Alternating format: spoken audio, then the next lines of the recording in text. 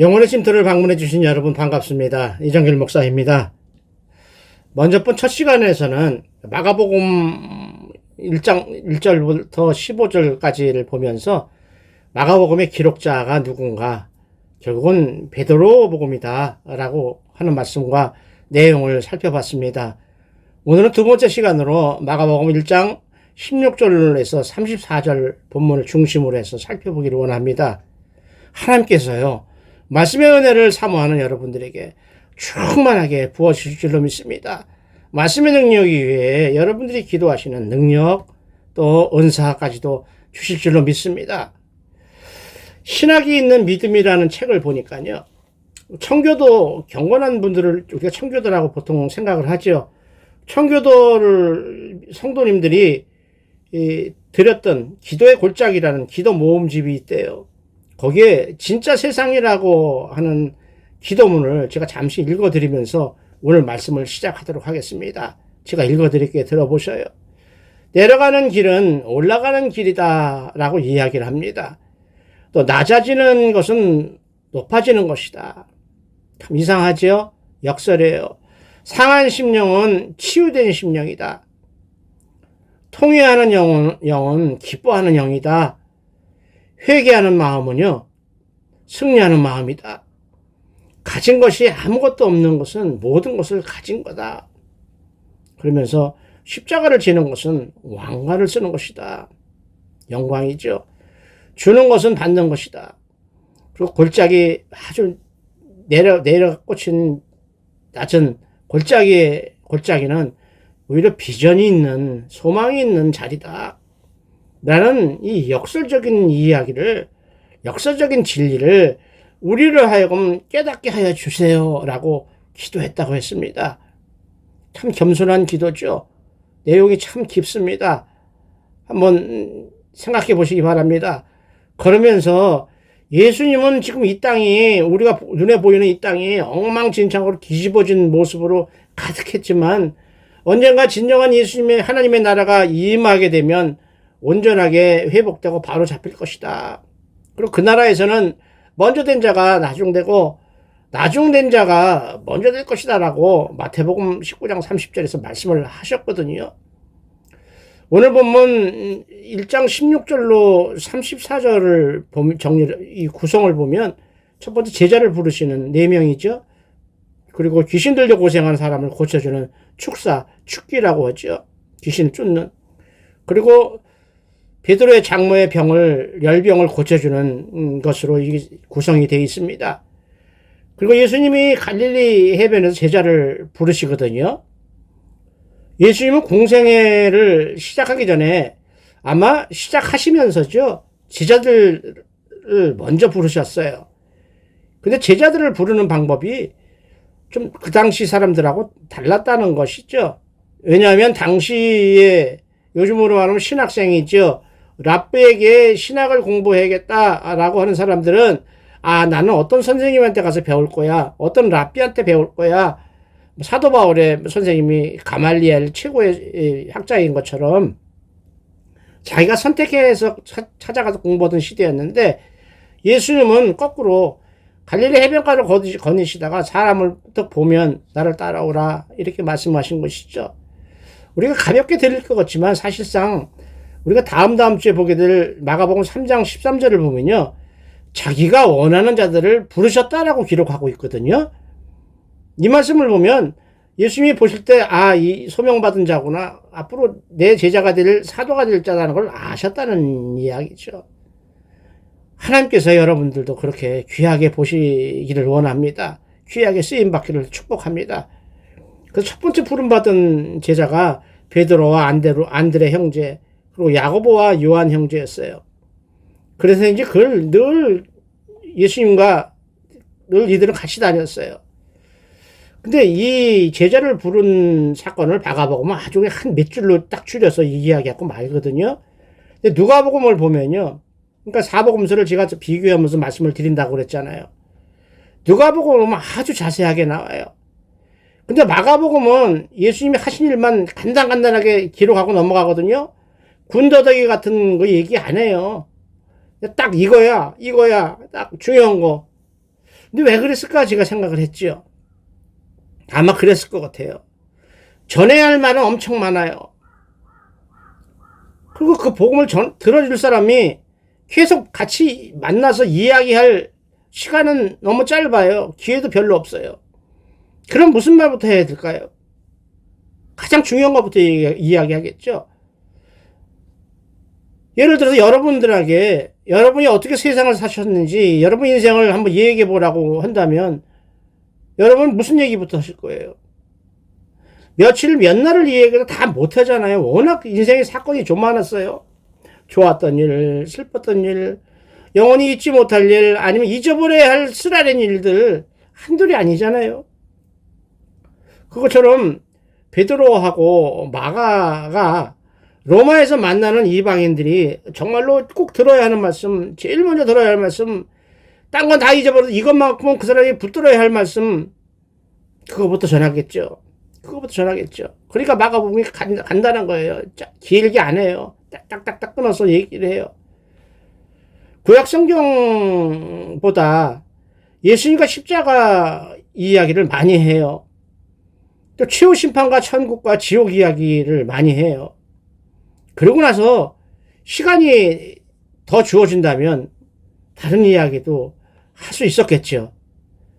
그런 마가복음에 비해서 이 가난한 자나 세상 사람들처럼 예수님에 대해 궁금해하는 이방인들에게 보내고자 기록한 누가복음은 자세하게 기록을 하죠.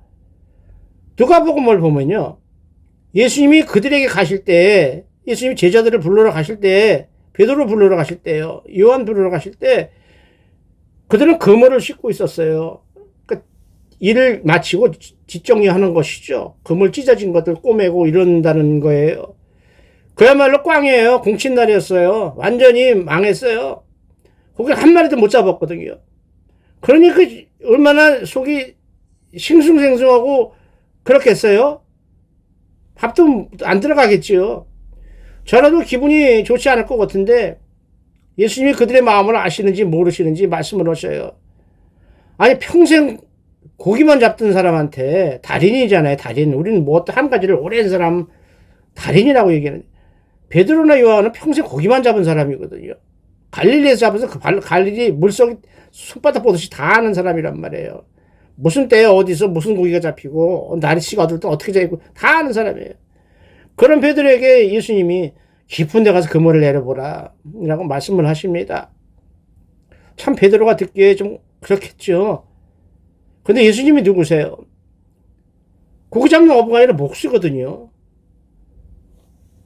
고기 잡는데 달인이 나한테 와서 목수란 양반이 야 깊은 데 가서 그물 한번 던져봐. 그렇지 않으면 밤새도록 고기 잡아 그물 던져서 꽝 했었는데 그래서 성질 바짝 나 있는데 그래서 주의 종 될 사람들 예수님의 사람 될 사람들은 달라요. 그렇게 성질 급한 베드로가 그걸 참잖아요. 참고 순종을 해요. 하나님의 사람이 되려니까 달라요. 복받을 사람은 달라요. 은혜 입을 사람은 다르다는 것이죠.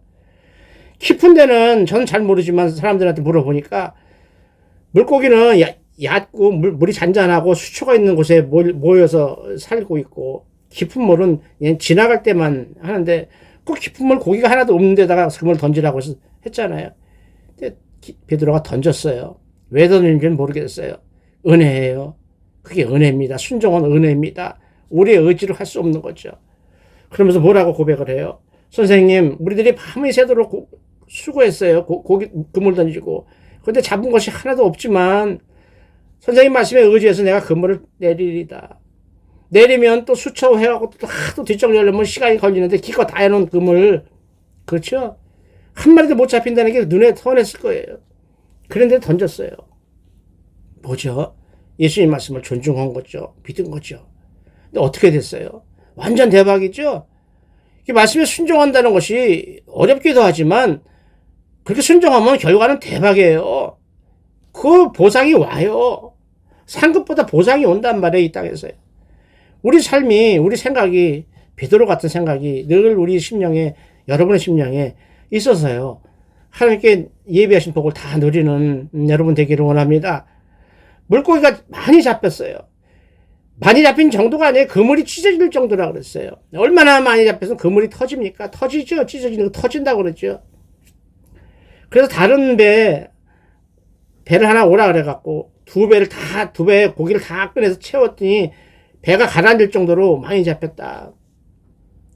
참 밤새 고생해도 한 마리도 못 잡았던 배들인데요. 이걸 어떻게 받아들여야 돼요? 너무 많이 잡힌 거죠. 자기가 평생 고기 잡아도 이런 거 있을 수도 없고 이렇게 잡으라고 생각조차 못했던 그 양을 잡은 거예요. 물론 마지막 갈릴리에서 예수님이 마지막으로 또 한 번 이 사건이 나오죠. 고기 잡으라고 그때 153마리가 잡혔다고 하지만 아마 이때는 그보다 더 많이 잡힌 것 같아요. 그러니까 예수님이 뭐라고 얘기해도 그때부터는 말씀을 믿을 수밖에 없게 되죠. 예수님을 오라는 데 따라가지 않을 수가 없게 되죠. 이것을 우리가 소명, 콜링 받은 사람의 행동이라고 이야기를 해요. 여러분들이 사랑하는 사람, 또 우리가 사랑하는 어떤 후계자들에게 하나님께서 살아계신 걸 보기를 원하는 우리 후계자들에게 하나님께서 이러한 증거를 보여주시기를 저도 기도하고 있습니다. 아마 베드로가 순종해서 그물을 던지긴 했지만요. 던지는 순간에도 그 마음속에 의심이 있었고 또 괜한 짓을 하네. 응? 그러면서 전향반 와갖고 선생님이라고 와갖고 말 안 들을 수도 없고 그래서 꽁얼꽁얼 하면서 던졌을 거예요. 그런데 고기가 그렇게 많이 잡았으니까 그냥 바로 민망하니까 엎드릴 수밖에 없죠. 감사해서 엎드린 게 아니라 민망해서 엎드렸을 거예요. 속으로 죄송해서요. 엉뚱하게 의심했구나 하고 죄송해서 엎드렸을 거예요. 우리들이 그러잖아요. 죄 용서 받고 죄진 후에 죄 용서 받고 눈물이 펑펑 쏟아지고 그러면 무슨 마음으로 엎드려요? 잘못했어요. 그래서 엎드리죠. 누가복음 5장 8절에 보면 그 유명한 신앙의 고백이 나와요. 마가복음은 짧게 얘기하기 때문에 모르죠. 그래서 누가복음을 찾아봤어요. 시몬 베드로가 이를 보고 예수의 무릎 아래 엎드려 이르되 주여 나를 떠나소서 나는 죄인으로소이다. 저는 예수님이 주님이 주신 그 은혜를 감당하지 못하겠습니다. 누릴 자격이 없습니다. 바로 그 얘기는 안 했지만 전 조금 전까지 당신을 의심했어요. 그런 나쁜 놈이었어요. 이 얘기죠.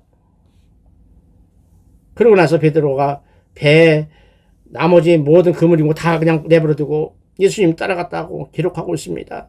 엄청난 일이죠. 모든 걸 내려놓고 간다는 게 보통 일이 아니죠.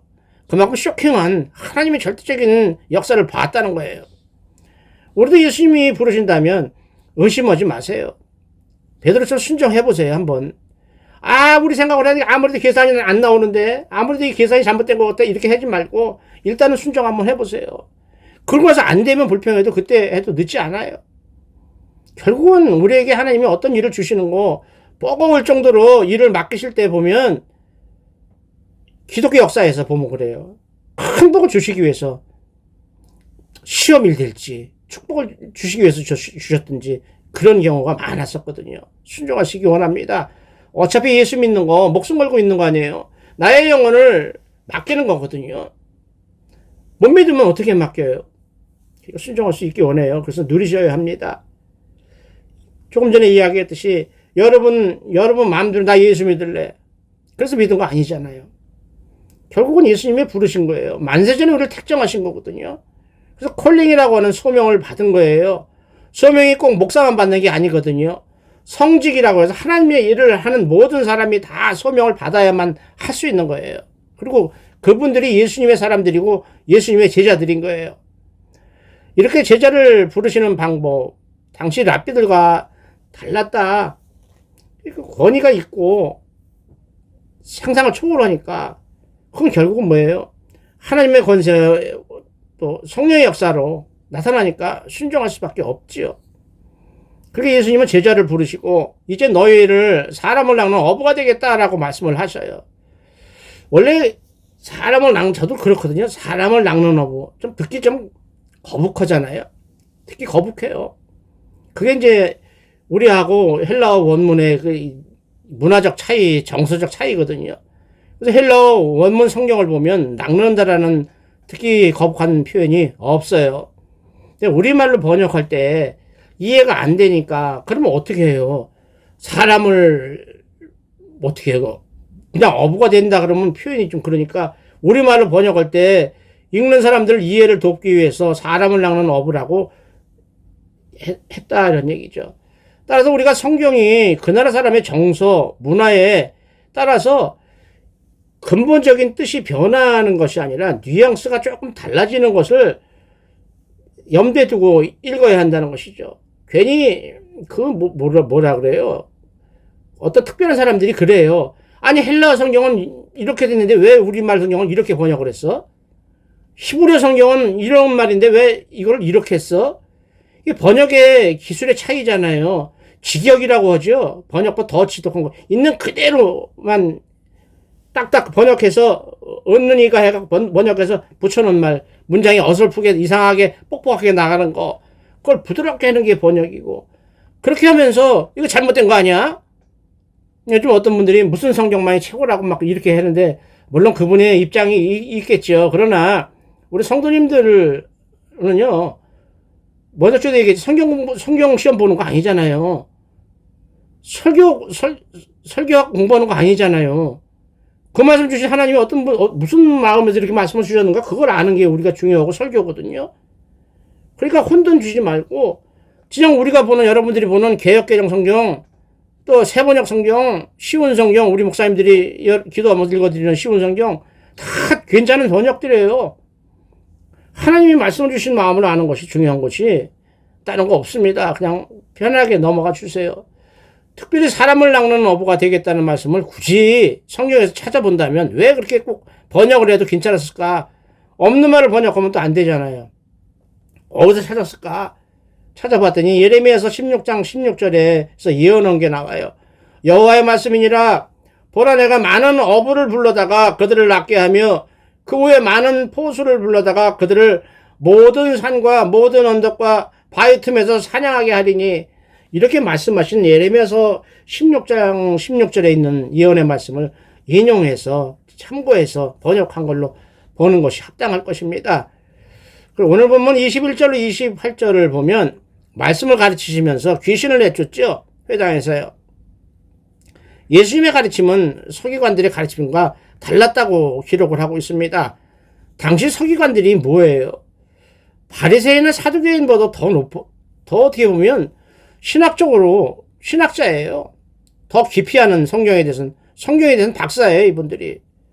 사두개인이나 바리새인 이런 분들은 종교 지도자지만 서기관들은 신학자라고요. 이들이 하는 일이 뭐예요? 성경 연구하는 거예요. 그리고 성경을 일일이 필사하는 거예요. 그대로 하나 틀리지 1.1억 틀리지 않도록 필사하는 거예요. 그 성경 해석하는 사람들이에요. 이 권위가 그들이 어디서 나왔냐면 느헤미야서 8장을 보면 에스라 선지자가 나오거든요. 그 에스라 선지자의 후손들이에요. 이들이 서기관이에요. 그러니까 성경 해석의 권위자죠. 참고로 이양 말라서 느헤미야 8장을 잠깐 보면요. 이스라엘 백성들이 일곱째 날에 이르러 이렇게 나와요. 일곱째 날이란 일곱째 달, 우리로 말하면 7월 달이 있죠. 물론 유대 달력은 다르지만 그들의 초막절을 의미해요. 그러니까 우리보다 몇 달 후로 시작을 하니까 출애굽할 때가 그들은 정월달이거든요. 그러니까 아마도 대충 계산을 해도 초막절이 추수 때잖아요. 그러니까 우리로 말하면 10월 정도 되겠죠. 모든 백성이 수문학 광장에 모여서 에스라 선지자가 모세의 율법책을 읽어주기를 기다리고 있었다 그랬어요. 여기서 모세의 율법책이라고 하는 것은 우리가 지금 보통 하는 구약 성경을 의미하는 말이거든요. 그래서 에스라가 율법책을 가지고 수문학 광장에서 새벽부터 점심때까지 읽어줬다 그랬어요. 그랬더니 몇 시간을 읽어줬는데도 모든 백성들이 귀를 기울였다고 기록을 하고 있어요. 그러면서 율법책의 뜻을 해석해주고 깨닫게 했다. 이게 목사님들이 해주는 설교죠. 설교예요. 이렇게 성경을 해석해서 알려주는 말씀, 설교를 들을 때 모르고 듣는 거하고 해석해서 하는 설교를 때 더 은혜가 더하게 되기 때문이죠. 더구나 그때 이스라엘 백성들이 보이는 행동이 어땠어요? 에스라 선지자가 율법책을 들고 읽으려고 책을 딱 피니까요. 우리로 말하면 예배 시간에 성경 봉독 시간이에요. 오늘 말씀, 우리가 주신 말씀은 무슨 몇 장 몇 절입니다. 이렇게 같이 읽을 때, 성경 봉독할 때, 이런 이야기예요. 책을 펼 때 모든 백성이 일어섰다 그랬어요. 우리도 과거에, 지금도 그런 교회가 있지만, 성경 봉독을 하면 다 일어나서 말씀을 받았어요. 말씀을 받는다 그러잖아요. 그리고 나서 에스라 선지자가 위대하신 하나님을 송축함에 모든 백성이 손을 들고 아멘 아멘 하면서 응답하면서 몸을 굽혀서 얼굴을 땅에 닿도록, 이 모습이 무슬림들이 왜 그 자기네들 뭐 할 때 보면 완전히 엎드려져서 모든 사람들이 다 하잖아요. 그것처럼 완전히 하나님이시니까요. 이마가 땅에 닿도록 절을 했다, 경배했다. 우리도 말씀을 들을 때 이러한 자세가 마음속에 있어야 할 줄로 믿습니다. 따라서 예수님의 가르침은 아무리 에스라 선지자의 후손들이지만 인간인 신학자들하고는 급이 달랐다는 것이죠. 요즘 같은 본문을 갖고도요, 설교자에 따라 다 틀리게 이야기하거든요. 다 다르게 이야기를 해요. 그래서 하나님이신 예수님이 가지신 권세, 말씀으로 우주 만물을 창조하신 그 말씀의 권세를 가지신 하나님의 입에서 나오는 가르침이라면 에스라 선지자의 후손인 서기관들하고는 차원이 틀리죠. 그 당시 사람들의 입장에서 볼 땐 에스라의 후손 서기관들이 대단히 많이 알고 성경 박사라고 하지만 결국은 그들은 그들의 인간이 선생님한테 배우고 보존하고 또 가르치고 그 범위를 넘지 못한다는 것이죠. 우리는 하나님의 말씀으로 생명을 건지잖아요. 그들은 기록된 것을 전할 뿐이다. 그러니까 예수님과 그들은 차이가 있었다. 이제 이렇게 받아들이면 됩니다. 지금 우리는요, 영의 세계를 못 보죠. 여러분 보셔요? 보셔요? 못 보죠. 볼 수가 없죠. 육신을 가진 우리는 영의 세계를 보지 못합니다. 사모할 뿐이죠. 그러나 귀신은 보지요. 귀신은 영물이니까요. 그러니까 회당에서 말씀을 가르칠 때 이미 회당 안에 있는 사람 속에 들어가 있던 귀신이 뭐라고 하지도 않았는데 미리 말씀의 권세에 눌려서, 말씀의 능력의 권세에 눌려서 난리가 나는 거예요. 그래서 귀신이 예수님에게 이야기를 했죠. 나사렛 예수요. 가르쳐 주지 않는데 다 안다는 거죠. 우리가 당신과 무슨 상관이 있나이까? 우리를 멸하러 왔나이까? 나는 당신이 누구인지를 아노니 하나님의 거룩한 자니이다고 떨면서 사정합니다. 이 말씀을 제가 굳이 이야기하는 게 간단한 말이에요. 우리가 이걸 바꿔서 생각하면 어떤 무서운 말이 나오냐 하면, 자기가 하나님처럼 이야기하는 사람들이요. 그 무당, 점쟁이, 신비주의자들이요. 자기가 이야기하는 게 하나님의 레마라는 말 함부로 써가면서 이렇게 이야기하는 사람 예수님이 책망하시거든요. 쫓으시거든요. 제가 늘 이야기했죠. 멀쩡한 사람을 뒤로 넘어뜨리는 걸 뭐 커다란 능력 가진 것처럼 폼 잡는 사람들, 서 있는 걸 넘어뜨리는 게 악령의 역사예요. 성경에 나오죠. 마가복음 나중에 할 때 나올 겁니다. 제가 설명 그때 자세히 할게요. 넘어지고 좌절하고 울고 죽어가는 영혼을 이렇게 세우는 것이 성령의 역사예요. 착각하지 마세요. 귀신의 역사를 성령의 역사로 착각해서는 다 죽습니다. 이런 말씀 안 드리려고 하는데 오늘 할 수 없이 또 한 말씀 했습니다. 눈에 안 보이지만 실제로 일어나는 영적 전투. 아까도 이야기했잖아요. 에베소 6장에서 전신갑주를 강조하는 의미가 여기 나오는 거예요. 6가지 중에 5가지는 방어하는 무기다. 허리에 받쳐서 힘과 능력을 주는 진리의 허리띠, 또 가슴을 지켜주는 의의 호심경, 심장을 지켜주는, 또 평안의 복음이 준비한 신발을 신고 사탄이 쓰는 화전이라고 그러죠. 불화살, 불이 붙었던 화살을 막는 믿음의 방패를 가지고, 또 머리를 보호하기 위해서 구원의 투구를 쓰고, 그래서 뭐가 있어요? 최종적으로 사탄이 가장 무서워하는 유일한 공격무기 성령의 검, 하나님의 말씀을 가져라라고 에베소 6장은 말씀하고 있습니다. 다 좋지만 하나님의 말씀을 가져야 한다. 뭐예요? 여러분의 심령 속에 하나님의 말씀, 예수님이 꽉 차 있어야 한다는 것이죠. 그래야 귀신이 감히 접근을 못한다는 것이죠. 접근을 못한다는 거. 오면 죽으니까요. 조금 전에 귀신이 스스로 놀래갖고 엎드리는 것처럼요. 말씀이신 예수님이 가시니까 그냥 무너지잖아요. 믿으시기 바랍니다.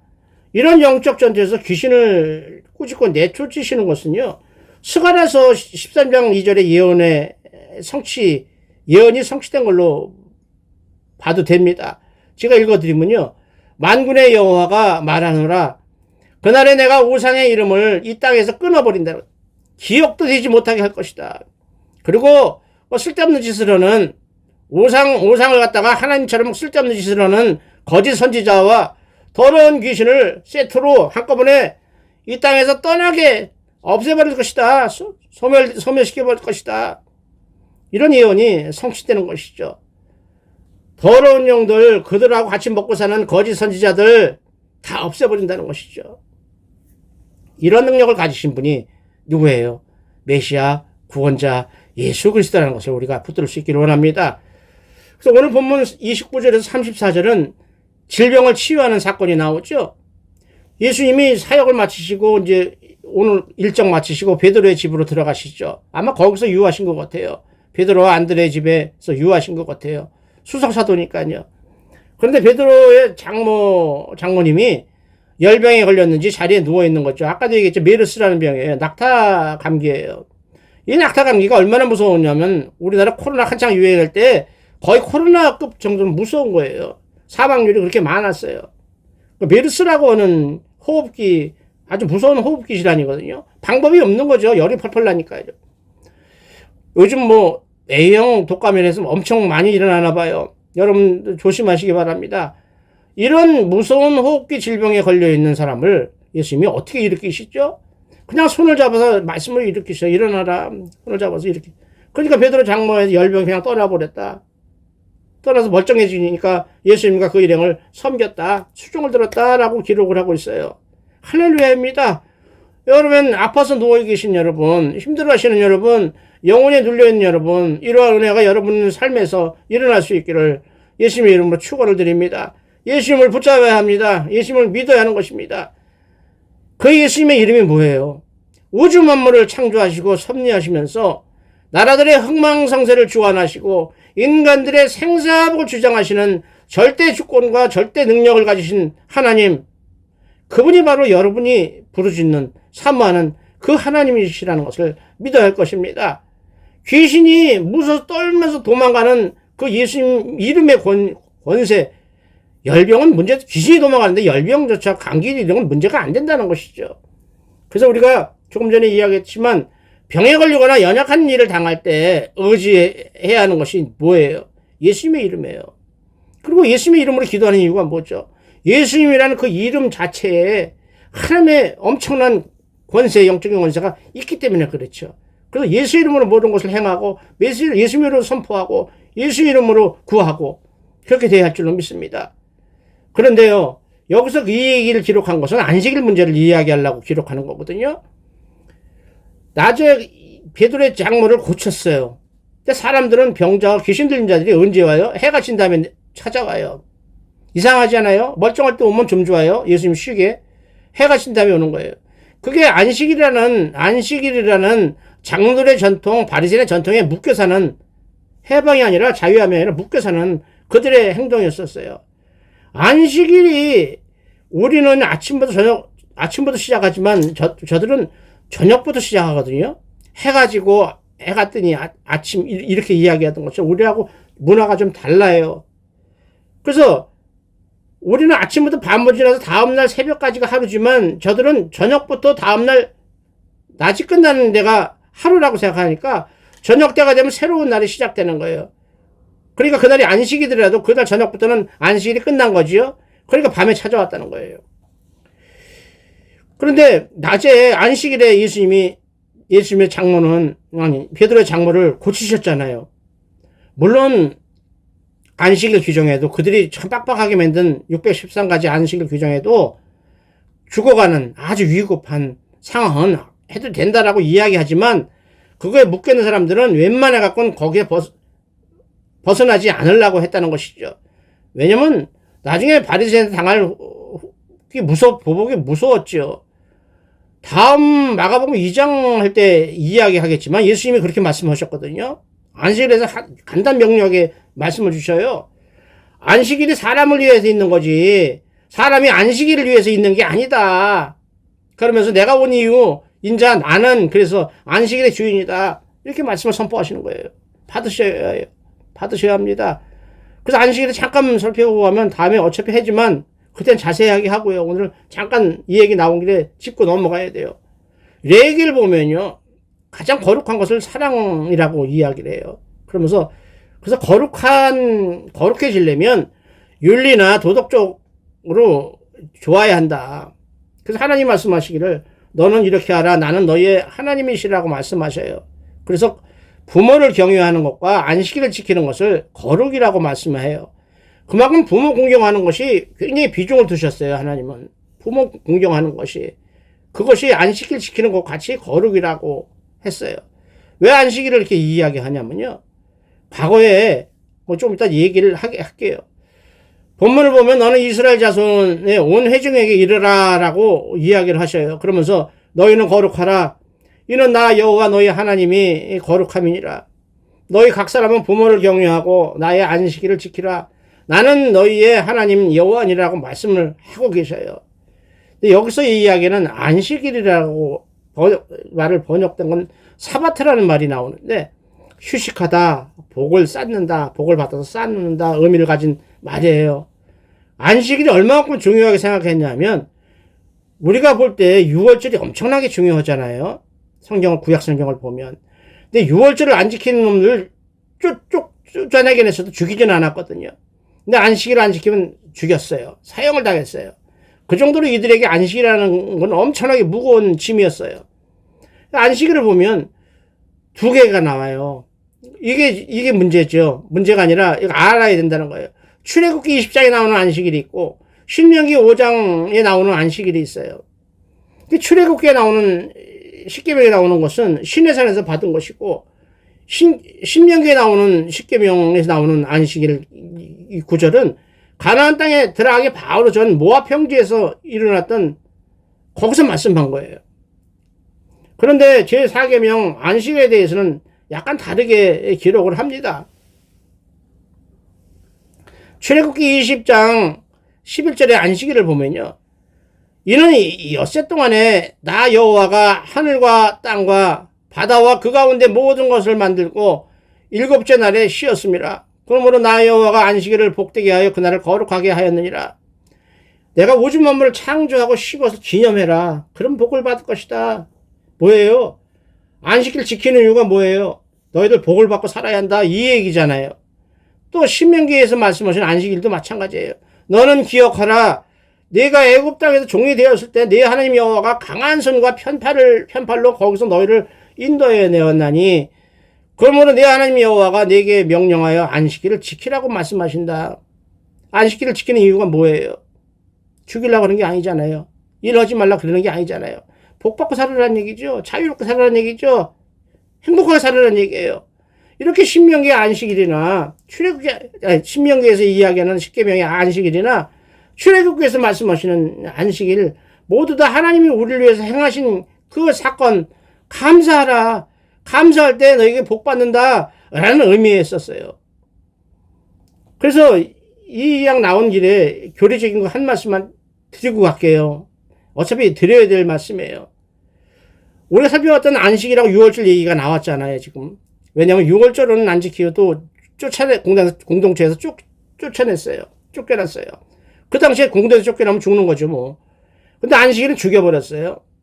그 정도로 비중이 있던 두 절기인데, 안식일은 지금 예수님이 십자가 대속을 통해서 우리를 원죄에서 해방시키시고 모든 것을 다 해방시키신 그 은혜를 전가받아서 그 주일날이잖아요. 그래서 주일날 예배를 드리도록 바뀌었어요. 근데 아직도 뭐 안식일 교회부터 또 구약에 심취한 사람들은 안식일이 토요일이라고 탁 바꿔 우기는 사람들도 많아요. 그래서 우리가 조심해야 돼요. 그것도 나름대로 설명할 논리적으로 설명하고 있는 걸 뭐 준비하고 있거든요. 근데 더 무서운 것은 요즘 하나님의 교회인가 이런 사람들. 그 6월절 당신들은 6월절 안 지키지 성경에서 그렇게 중요하다고 얘기하는 거 설교하면서 6월절 안 지키지 우리 교회는 6월절 지키거든. 이렇게 자랑을 해요. 잘 모르는 성도님들은 거기 대단한 거룩한 교회인가 봐. 이렇게 착각할 수가 있지요. 근데 6월절이 뭐예요? 6월절이 어떻게 바뀌어요? 지금 그들이 6월절을 지킨다면요. 그들이 11시에 예배 드릴 때 장작불 피워놓고 번제 드려야죠. 어린 양 잡아서 6월절 때 의식 지켜야죠. 근데 그런 거 번잡스럽고 한 거 당신네 백성들이 힘드니까 그거 다 없애버리려고 예수님께서 십자가를 지시기 전날 밤에 성찬식을 제정하시면서 내가 다시 올 때 재림할 때까지 나를 기념하라 라고 명령하시면서 6월절 대신 성찬식을 지키라고 말씀을 주셨어요. 그 말씀을 어떻게 받아야 돼요? 그러니까 뭐예요? 6월절이 성찬식으로 바뀌었다는 거예요. 근데 그걸 모르고 뽀닥뽀닥 우기면서 우리 성도님들을 미혹한다는 것을 여러분 붙들 수 있기를 원합니다. 이것이 다 없어지는 게 뭐예요? 신약성경 사도행전을 15장을 보면요. 먼저 번에 복음 이야기할 때도 이야기했지만 유대인들이 전혀 도망갈 수 없는, 뿌리칠 수 없는 아주 그들의 뼈에 새겨질 정도, DNA에 새길 정도로 박혀있는, 그러기 때문에 복음 전파에 걸림돌이 되었던 할례죠. 유대인만 받는 할례가 왜 중요해요? 그들에게. 할례 때문에 그들이 얼마나 많이 죽임을 당했는 줄 아세요? 그래도 할례를 하잖아요. 다른 남자들은요, 몰라요, 유대인자인지. 근데 그들은 바지 벗겨보면 표가 나잖아요. 그래서 다 죽임을 당했어요. 세계 2차 대전 때 600만 명이 죽는 이유가 뭔데요? 도망을 가도 소용이 없어요. 그럼에도 그들은 그 할례라는 걸 지켜야만 구원받는 줄 알고 할례를 했어요. 또 절기 지켜서 1년에 한 번 이상 예루살렘 성전에 가서 예배를 드려야 했어요. 그리고 부정한 음식, 또 부정하지 않은 음식 가려가면서, 예를 들어서 쪽발이 없는 돼지고기 먹으면 안 된다. 부정한 거다. 소만 먹어야 된다. 양만 먹어야 된다. 또 비늘이 없는 고기는 먹으면 안 된다. 그래서 낙지나 칼치 이런 거 못 먹잖아요. 비늘이 없으니까. 근데 우리 잘 먹잖아요. 이런 거요. 이방인의 사도 바울이 복음을 전거하고 교회를 섬기고 있는데 그 극단주의 유대자들이 내려와갖고 아무리 니들이 믿어도, 예수를 믿어도, 그게 무서운 말이에요. 이단들이. 예수 믿어. 근데 할례 안 받으면 그거 못 받아. 이런 짓을 하고 있으니 편지를 써서요. 베드로 사도하고 예수님의 동생 야고보한테 편지를 써서 어떻게 하는 것이 진짜 구원받는 것이 이번 기회에 딱 부러지게 결론을 내려주세요. 라고 편지를 써서 보냈죠. 그러니까 예루살렘 지도자들이 예수님 동생 야고보부터 요한부터 베드로까지 다 엎드려서 하나님께 기도하기 시작했죠. 하나님의 뜻을 구하는 거죠. 어떻게 해야 됩니까? 예수님이 승천하시면서 모든 민족을 제자로 삼아서 복음을 전하라는데 이렇게 문제가 딱 걸렸으니 그들은 할례 받아야 했고 정결법 지켜야 했고 다 할 수 없는 이방인들이 어떻게 합니까? 라고 기도한 거죠. 그 결론이 어떻게 나요? 사도행전 15장에서. 그건 유대인의 관습에 지나지 않는다. 그러니까 유대인 너희들이나 해라. 이방인들한테 적용하면 안 된다. 라고 해서 그때부터 복음이 온 세계에 퍼져나가는 하나님의 은혜가 임해서 오늘날 우리가 예수님을 믿게 된 것이죠. 통로가 물고가 트인 거예요. 감사해야 돼요. 따라서 이 레위가 얘기하는 거룩, 이거 엄청나게 이상하고 신비롭고 이런 거 아니에요. 예수님이 늘 말씀하시죠. 이웃사랑, 하나님 사랑, 그거를 이야기하는 것처럼 이웃 사랑하고요, 배려하고요, 이게 거룩이라는 거예요. 가난한 사람 보이면 돌봐주는 거, 그리고 누구 편에 들지 말고 공정하게 재판하는 거, 이웃을 나처럼 자기처럼 사랑하는 거, 그게 하나님 사랑하는, 하나님이 원하시는 거룩한 하나님을 닮아가는 거룩함의 본질이다. 이렇게 이야기하는 것을 우리가 받아야 할 줄로 믿습니다. 곧 거룩은요, 하나님께 구원받은 자들이 지켜야 할 규범이에요. 삶의 지침이에요. 또 가장 큰 사랑이 우리를 위해서 대신 십자가 죽으신 예수님의 십자가라고 이야기한다면 거룩은 어떻게 설명해야 돼요? 하나님이 불쌍하게 보시는 거, 하나님이 긍휼하게 보시는 그 사람, 그 사건은 우리도 그렇게 긍휼하게 보여야 한다는 것이죠.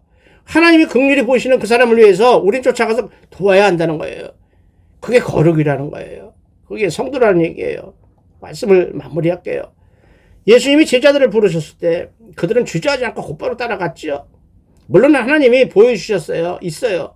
그럼에도 불구하고 그들이 믿음이 있었기 때문에 쫓아갔겠죠. 모든 소유와 가족들 다 두고 그냥 쫓아갔어요. 100년도 못 가는 이 땅의 것보다, 눈에 보이는 것보다 영원토록 변하지 않는 하늘의 것을 추구하고 전하는 것이 하나님의 사람들, 제자들이 할 일이거든요. 사명자들이 해야 할 일이거든요. 예수 믿는 사람들이, 안 믿는 사람들이 보여줘야 될 일이에요. 그러므로 소명을 받기 위해서는요, 하나님 일을 하기 위해서는요, 엘리야를 따라가서 갑절의 능력을 받으려고 농사 짓는 거 뭐 다 버려두고 쫓아갔던 엘리사처럼 적극적인 사고방식, 믿음, 이것을 달라고 기도해야 할 줄로 믿습니다. 부르심을 받은 제자들은요, 세상 것이 아니라 예수님을 인생의 목적에 두는 삶을 선택한 거예요. 바보스러워요. 근데 그게 영원히 사는 길이에요. 무슨 얘기인지 아시죠? 바보스럽지만 영원히 사는 길이라는 것이죠. 전혀 바보스럽지 않아요. 예수님을 따라가기 때문에 우리가 손해보는 거 다 하나님이 보상하셔요. 걱정하지 마셔요. 그러므로 우리 삶에 예수님보다 더 사랑하는 것이 있다면, 무슨 얘기죠? 믿음이 연약해서 더 사랑하는 것이 있다면 그것은 그 우상숭배예요. 그리고 참된 제자라고 이야기할 수 없고, 더 심하게 이야기하면 그건 참된 믿음이 아니다 라고 이야기할 수 있어요. 야고보서가 이야기했죠. 행동을 보여야 된다는 것이죠. 믿음이 있으면, 그러니까 행함이 없으면 죽은 믿음이라고 하는 것이 그 말씀이거든요. 심하게, 그렇다고 심하게 들을 필요는 없어요. 우리의 연약함을 주님이 아셔요. 마음속에 사모하는 것이 있으면 돼요. 따라서 예수님 말씀처럼 자기를 부인하고 자기 십자가를 지고 우리가 어려운 일이 있어도 감당해야 될 것은 감당해야 한다는 것이에요.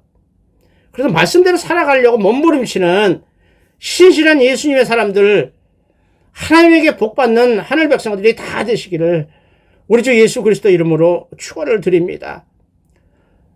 함께 하신 여러분 감사합니다. 또 잘 준비해서요. 다음 주 시간에 또 뵙도록 하겠습니다. 감사합니다. 감사합니다.